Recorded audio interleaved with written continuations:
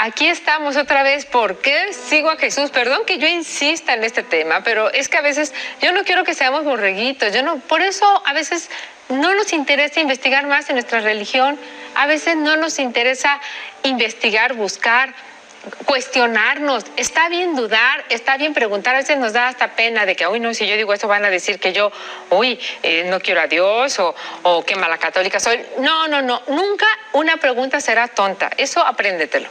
Siempre hay que cuestionarnos y preguntar, porque solo así es como vamos a llegar a la verdad. Preguntando, investigando, claro, con personas preparadas, por supuesto, con personas que sepan del tema.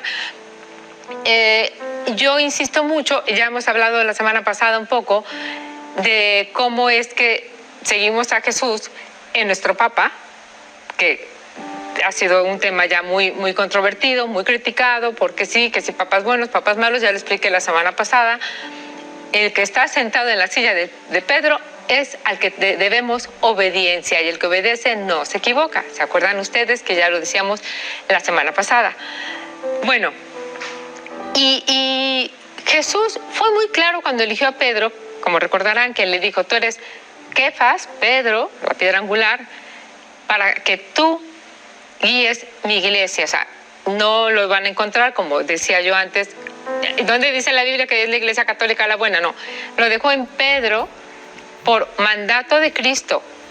Y de Pedro llegamos al Papa de hoy. Y nunca dijo Jesús, óyeme bien, jamás se escucha en la Biblia ni en la tradición que lo hayan comentado alguno de los apóstoles o alguien: oye, Pedro, pero abusado, que si no funciona o empieza a ver hay cosas raras, fundan otra. Nunca lo dijo. Sabía Jesús que iba a haber problemas. Es más, de los 12 apóstoles que escogió Jesús, medianamente salió bueno uno, no medianamente, salió muy bueno uno, Juan, porque todos los demás, pues fíjense, escogidos por Jesús. Y Jesús no hacía las cosas al azar, no crean que se equivocó. Jesús lo hace con un propósito. Sabe que el hombre es falible, sabe que estamos infectados por el pecado, que somos naturaleza caída y que vamos a errar 1 y 20 veces.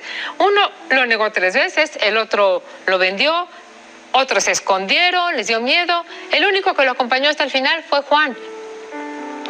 ¿Cómo esperamos que nuestros papas pues no tengan errores?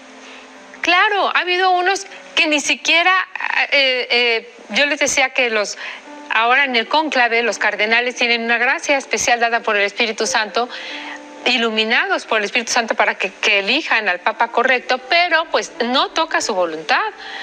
Si les mueven los intereses personales o hay cosas que van a escoger un Papa por intereses personales, igualmente, si está sentado en la silla de Pedro y no era el indicado, quizás, pero el Espíritu Santo lo permitió por algo.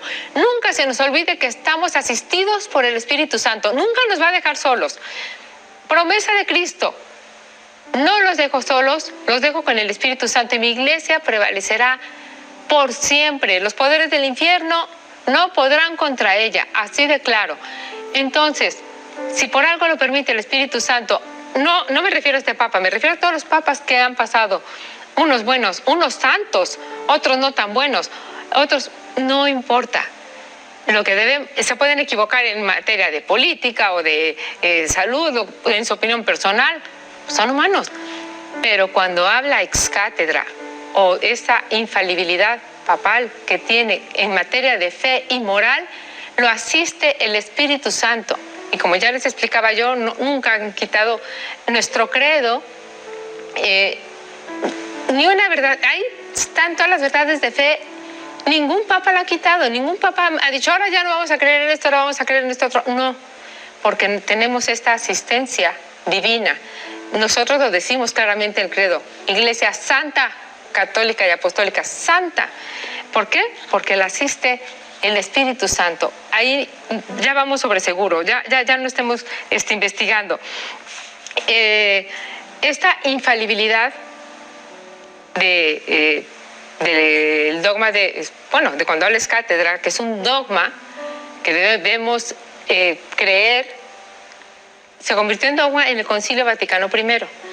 Y un católico debe de creer en todos los dogmas de nuestra iglesia, porque si no creemos en algún dogma, no podemos llamarnos católicos. Así de sencillo. Puedes creer en muchas cosas o no, que la iglesia propone o no, pero en los dogmas es lo que nos hace a nosotros católicos. No, yo no puedo decir soy católica, pero yo no creo en el dogma de la virginidad, pero yo no creo en el dogma de la ascensión. No, tenemos que creerlo porque sabemos que es el Espíritu Santo el que está detrás de eso. ¿Por qué sigo a Jesús? Jesús fue muy claro. Quien me quiera seguir, ¿se acuerdan de aquel pasaje que llega un hombre muy rico, pero ama a Jesús y lo quiere seguir y de corazón le dice, yo quiero seguirte, Señor, ¿qué tengo que hacer? Y él le dice, deja todo y sígueme. Pues no, fue demasiado. Se fue muy triste. Dijo, no, pues no.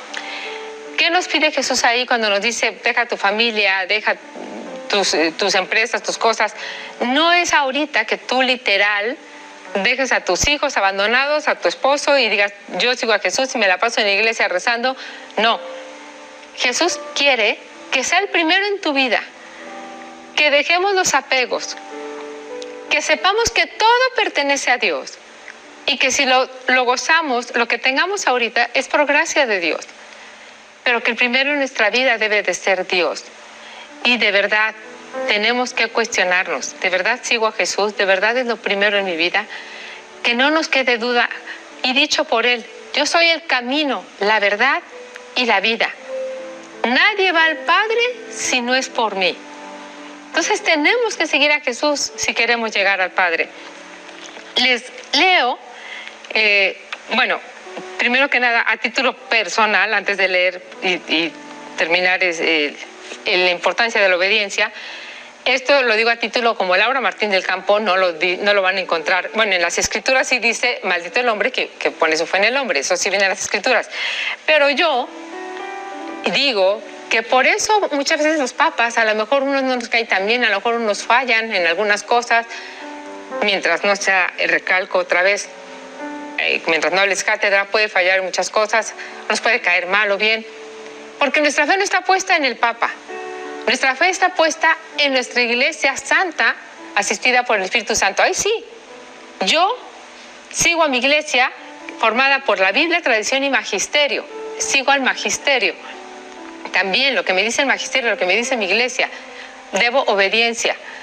Ahí sí. Y a nuestro pastor, que es el Papa, le debo obediencia. Y leo rapidísimamente la primera de Samuel 15 que dice, a Yahvé no le agradan los holocaustos y los sacrificios, sino que se escuche su voz. La obediencia vale más que los sacrificios. ¿Oyeron bien? La obediencia vale más. La docilidad tiene más precio que la gracia de los corderos. La rebeldía es tan grave como los pecados de los adivinos. Así que tener el corazón porfiado es como guardar ídolos, puesto que tú has descartado la orden de Yahvé, Él te ha descartado como rey, palabra de Dios. Pues a obedecer, y que el que obedece no se equivoca. Esa es la invitación. Pues muchísimas gracias, Laurita.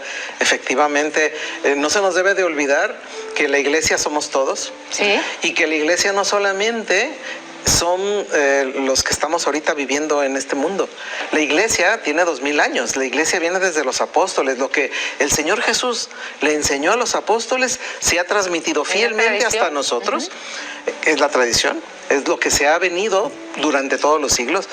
De tal manera que lo que la iglesia propuso, por ejemplo, en el siglo II, en el siglo IV, en el siglo X, en el siglo XV, finalmente es la misma fe. O sea, la fe que tenemos es la de todos los santos. La fe de los apóstoles, la fe de San Agustín, la fe de San Tomás de Aquino, la fe de Santa Teresa de Jesús, de San Juan Bosco, y así, a través de todos los siglos es la misma iglesia. Y nuestra fe, pues por eso está puesta en el Señor Jesús, ¿no? Que es el que funda y es quien es cabeza de la iglesia. Los pastores, hay que orar mucho por ellos. Exacto. ¿Verdad? Hay que orar mucho por nuestros pastores, tienen una grave responsabilidad. Y respetarlos. Sí, por supuesto. Siempre respetarlos. El Papa es signo de unidad de la Iglesia Católica y tiene que, pues, recibir nuestras oraciones. Eso es algo muy importante que quiero recalcar. La división es del enemigo. Que no se nos olvide, si nosotros empezamos entre nosotros a hablar mal de nuestro papa o de aquel sacerdote o No, de pues aquel... ya con los protestantes tenemos, ¿no? Pero Sí, aquí hay una cosa que a mí me gustaría recalcar de todo lo que nos dijiste, que fue muy interesante, que nos tenías con la boca abierta. La verdad, queridos amigos, cuando hablamos de iglesia y que ya lo dijeron, hablamos de todos. ¿Quién es el esposo de la iglesia? Jesucristo, y nosotros somos iglesia, entonces Jesucristo en la iglesia es nuestro esposo, y al esposo se le obedece, al esposo se le ama y se le respeta, y por supuesto al esposo se le cree, se le confía.